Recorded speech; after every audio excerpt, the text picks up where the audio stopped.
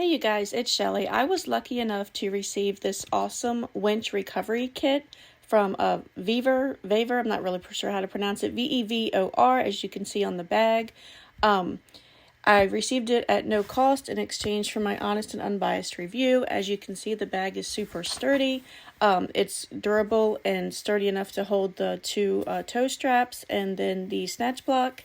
As well as these two buckles that you will hook on to the hitch or to the rope, depending on what you are doing. It has the hitch and the cotter pin and everything. And we go off-roading a lot, especially on our side-by-side. So first my son demonstrated how easy it was to slide the hitch that came with the kit into the receiver. You just simply put the pin in to keep it locked. And then you would hook the toe strap to the buckle here, and then you would hook that to the hitch. So easy peasy for that one. That one's kind of self-explanatory, but I wanted to show you how easy it is to use it on the side-by-side. So we put this toe strap around the tree that will help not mess up the tree if you need to.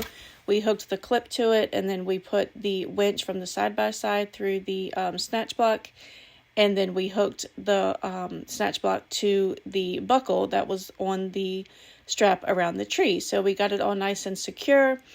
And then he put the pin back through, and then we took the other end of the winch cable and we ran it back to our side-by-side unit, and we hooked it underneath into one of the hooks that we had under there, so it was nice and stable. We locked the winch back in place, and then we used the remote to pull it up.